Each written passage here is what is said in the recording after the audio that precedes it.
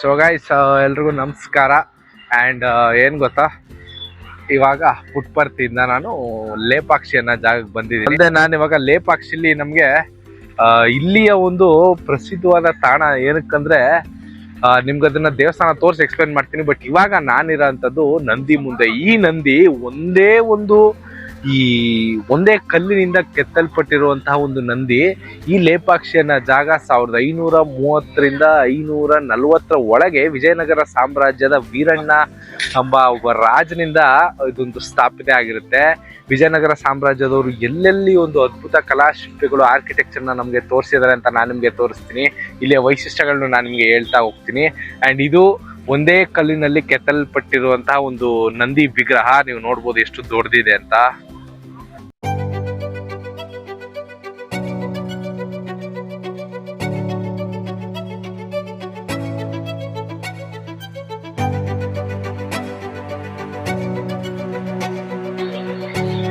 So ಇದು ದೊಡ್ಡ ನಂದಿ ವಿಗ್ರಹ. ಇದೇ ಜಾಗದಲ್ಲಿ ನಮಗೆ ಜಟಾಯು ಅದೊಂದು ಕತೆ ಇದೆ. ಜಟಾಯು ಏನಂದ್ರೆ ರಾವಣ ಸೀತೆನ ಅಪಹರಿಸ್ಬೇಕಾದ್ರೆ ಜಟಾಯು ಅದನ್ನ ತಡಿಯಕ್ಕೆ ಹೋಗ್ತಿರುತ್ತೆ. ಆ ಟೈಮಲ್ಲಿ ರಾವಣ ಜಟಾಯುನ ಎರಡೂ ಒಂದು ರೆಕ್ಕೆಗಳನ್ನ ಕಟ್ ಮಾಡಿದಾಗ ಜಟಾಯು ಮುಂದೆ ಹಾರಕ್ಕಾಗದೆ ಬಿದ್ದಿರೋ ಅಂತ ಸ್ಥಳ ಇದು.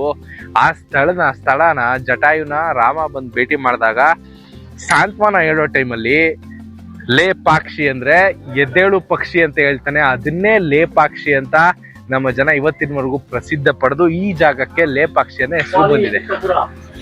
ಸೊ ಗಾಯ್ಸ್, ಆಕ್ಚುಲಿ ನಮ್ಗೆ ಇಲ್ಲಿ ಜಟಾಯುದು ಒಂದು ಸ್ಟ್ಯಾಚು ಇದೆ. ದೊಡ್ಡ ಬಂಡೆ ಮೇಲೆ ಜಟಾಯುದು ಒಂದು ಸ್ಟ್ಯಾಚು ಮಾಡಿದ್ದಾರೆ. ಅಲ್ಲೇ ಮೆಟ್ಲ ಹತ್ತಾ ಇದೀವಿ. ಎಂಟ್ರಿ ಟಿಕೆಟ್ 10 ರೂಪಾಯಿ.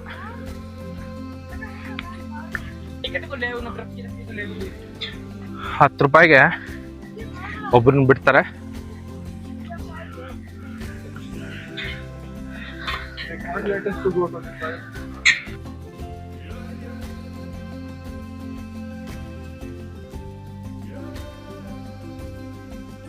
ಸೊ ಮೇಲ್ಗಡೆ ಹೋಗ್ತಾ ಇದೀವಿ, ತೋರಿಸ್ತೀನಿ. ಜಟಾಯುದೊಂದು ಸ್ಟ್ಯಾಚು ಹಿಂದೆ ಇದೆ ಇಲ್ಲಿ. ಸೊ ಗಾಯ್ಸ್, ಇದು ಜಟಾಯುದೊಂದು ಸ್ಟ್ಯಾಚು ಹಿಂದೆ ಕಡೆಯಿಂದ ಕಾಣಿಸುತ್ತೆ. ಅಲ್ಲಿ ಆಕ್ಚುಲಿ ಸ್ಟೆಪ್ಸ್ ಇದೆ, ಮೇಲೆ ಹೋಗಕ್ಕಾಗಲ್ಲ. ಬರ್ಸಿ.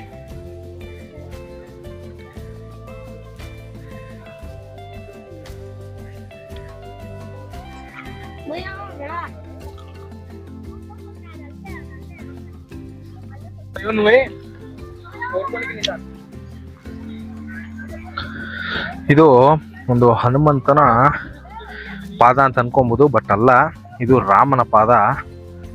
ಶ್ರೀರಾಮ ದೇವರು ಇಟ್ಟಿರುವಂತಹ ಪಾದದ ಹೆಜ್ಜೆ ಪಕ್ಷ ಕಾಣ್ ಬರ್ತದೆ.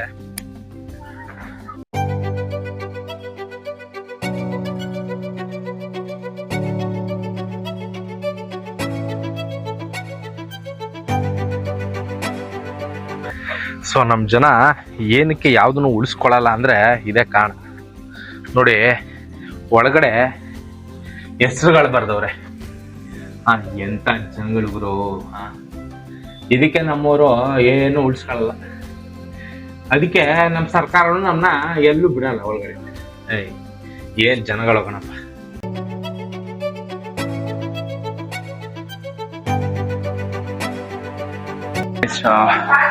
ಕಾಲ್ ಆಕ್ಚುಲಿ ಫುಲ್ಲು ರೆಡ್ಡಿಶ್ ಆಗ್ಬಿಟ್ಟಿದೆ. ಯಾಕಂದ್ರೆ ಏನಾಯ್ತು ಅಂತಾನೆ ಗೊತ್ತಿಲ್ಲ. ಅಣ್ಣ, ಏನಕ್ಕೆ ಇದಾಗೋದು ಹಿಂಗೆ? Y rashes. ಆ್ಯಂಡ್ ಸಂದೀಪ್ ಅಂತಿದ್ದಾರೆ, is very nice ಗಾಯ್. So call full red ಆಗಿದೆ. ಒಂದು ಇಂಜೆಕ್ಷನ್ ಕೊಟ್ಟರೆ ಆ್ಯಕ್ಚುಲಿ. ಆ ಇಂಜೆಕ್ಷನ್ ಆದಮೇಲೆ ಟ್ಯಾಬ್ಲೆಟ್. ಸೊ ಟ್ಯಾಬ್ಲೆಟ್ తర్వాత I am getting ice pack. C ice packs full red ಆಗಿದೆ.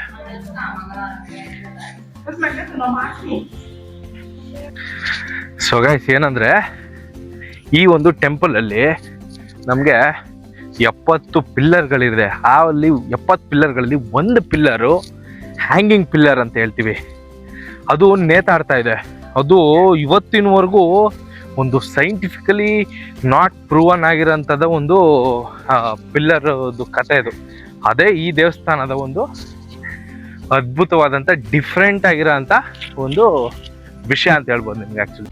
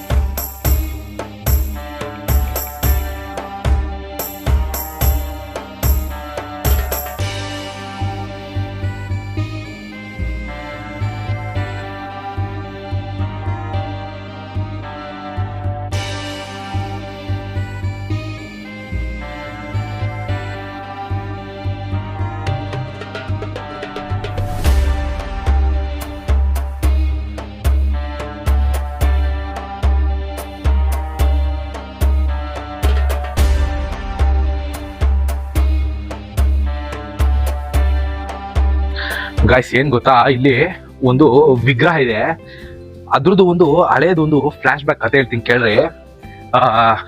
ಒಬ್ಬ ಶಿಲ್ಪಿ ಆ ವಿಗ್ರಹನ ಅದ್ಭುತವಾಗಿ ಕೆತ್ತನೆ ಮಾಡ್ತಿರ್ತಾನೆ. ಅವಾಗ ಒಂದು 90% ಆಫ್ ದ ವಿಗ್ರಹ ಕಂಪ್ಲೀಟ್ ಆಗಿರುತ್ತೆ. ಬಟ್ ಏನಾಗುತ್ತಂದ್ರೆ ಈ ಗಾದೆ ಉಟ್ಕೊಂತು ಗೊತ್ತಾ, ಏನ್ ಕಣ್ ತಾಕಿದ್ರು ತಡ್ಕೋಬಹುದು, ಮನುಷ್ಯರು ಕಣ್ ತಾಕಿದ್ರೆ ತಡ್ಕೊಳಕ್ ಆಗಲ್ಲ, ಭಸ್ಮ ಆಗ್ಬಿಡುತ್ತೆ ಅಂತ. ಸೊ ಹಂಗೆ ಆ ವಿಗ್ರಹ ಕೆತ್ತನೆ ಮಾಡ್ಬೇಕಾದ್ರೆ ಒಬ್ಬ ಹುಡುಗಿ ಬಂದು ಆ ವಿಗ್ರಹನ ನೋಡ್ಬಿಟ್ಟು ಹೇಳ್ತಾರೆ ಏನಂತ, ಕೆತ್ತನೆ ಮಾಡ್ತಾ ಇರ್ಬೇಕಾದ್ರೆ ಆ ಕೆತ್ತನೆನ ನೋಡ್ಕೊಂಡು ಹೇಳ್ತಾರೆ, ವಾವ್ ಏನ್ ಸಕ್ಕತ್ತಾಗಿದೆ ವಿಗ್ರಹ ಅಂತ. ಹೇಳಿದ್ದೆ ತಡ ಅದು ಫುಲ್ಲು ಬಿರುಕು ಬಂದಿರುತ್ತೆ. ಆ ಬಿರುಕು ಬಂದಿರೋಂತ ಒಂದು ಜಾಗನೇ ಇದೊಂದು ಶಿವನ ಒಂದು ಕೆತ್ತನೆ ವಿಗ್ರಹ ಜಾಗ.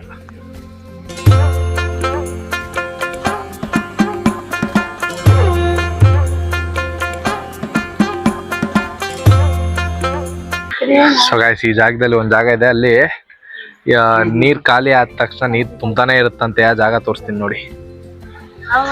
ಇದು ಹೆಂಗ್ ಬರ್ತೇನೋ ನಂಗೂ ಗೊತ್ತಿಲ್ಲ, ಬಟ್ ಎಷ್ಟು ಬಿಸಿಲಲ್ಲೂ ನೀರ್ ಬರ್ತಾನೆ ಇದೆ. ನೈಸ್ ಗೈಸ್, ಇಲ್ಲಿ ಏನ್ ನೋಡ್ತೀರಾ ನೀವು, ಇದು ಆ ಸ್ಕಲ್ಪ್ಚರ್ ಯಾರು ಕೆತ್ತನೆ ಮಾಡಿರ್ತಾರಲ್ಲ ಅವ್ರದ್ದು ಕಣ್ಣು. ಯಾವಾಗ ಜನರು ಕಣ್ಣು ಬಿದ್ದು ಹಿಂಗಾಗುತ್ತೆ, ಅವ್ರಿಗೆ ಏನು ಕಲ್ಲು ಹೊಡೆದಾಗ್ಲಿ ಏನೋ ಹೊಡೆದಾಗ್ಲಿ ನೋಡಿ ಕಣ್ಣಲ್ಲಿ ನೀರ್ ಬರೋಂಥದ್ದು. ಅವೆರಡು ನೋಡಿ, ಇದು ಮತ್ತೆ ಇದು ಕಣ್ಣಲ್ಲಿ ನೀರ್ ಬರೋ ಅಂತದ್ದು ಒಂದು ಜಾಗ ಅಂತ ಇಲ್ಲಿ ಒಂದು ನಂಬಿಕೆ. ಸೊ ಗೈಸ್, ಇದು ಅನಂತಪುರ ಡಿಸ್ಟ್ರಿಕ್ಟ್ ನ ಲೇಪಾಕ್ಷಿ ಅನ್ನೋ ಒಂದು ಜಾಗದ ಒಂದು ಮಹಾತ್ಮೆ ಅಂತ ಅನ್ಕೊಬಹುದು. ಅಂಡ್ ಎಷ್ಟೊಂದು ವಿಚಾರಗಳು ಒಂದು ಸೈಂಟಿಫಿಕ್ಲಿ ಪ್ರೂವನ್ ಆಗಿರೋಂಥ ಜಾಗಗಳಾಗಿರ್ಬೋದು. ಅಂಡ್ ಹಲವಾರು ವೆರೈಟೀಸ್ ಆಫ್ ಥಿಂಗ್ಸ್ ನಮ್ಗೆ ಅದನ್ನ ನಂಬಲು ಅಸಾಧ್ಯವಾದಂತ ಕೆಲವು ಜಾಗಗಳು, ಕೆಲವೊಂದು ಏನಂತಾರೆ ಅದನ್ನ ಅದ್ಭುತಗಳು ನಡೆದ್ರು ಅದನ್ನ ನಾವು ನಂಬಲೇಬೇಕಾಗಿರೋಂಥ ಪರಿಸ್ಥಿತಿಲಿ ನಮ್ಮನ್ನ ದೇವ್ರಿಗೂ ತಂದ್ಬಿಡ್ತಾರೆ. ಅಂಡ್ ಆ ಇದ್ರಲ್ಲಿ ಈ ಜಾಗಗಳಲ್ಲೂ ಕೂಡ ಹಲವಾರು ನಮ್ಗೆ ಸೈಂಟಿಫಿಕ್ ಆಗಿ ಅಥವಾ ಏನೋ ಒಂದು ನಂಬಿಕೆ ವಿಚಾರವಾಗಿ ನಾವು ನಂಬುವಂತ ಒಂದು ಕಾಲದಲ್ಲಿ ಈ ದೇವಸ್ಥಾನ ನನಗೆ ವಿಭಿನ್ನವಾಗಿ ಕಂಡಿದ್ದು ಹೀಗೆ. ಸೊ ಮತ್ತಷ್ಟು ಸ್ಥಳದೊಂದಿಗೆ ನಾನು ನಿಮ್ ಜೊತೆ ಬರ್ತೀನಿ. And this signing off Pramod from Vainavi blogs.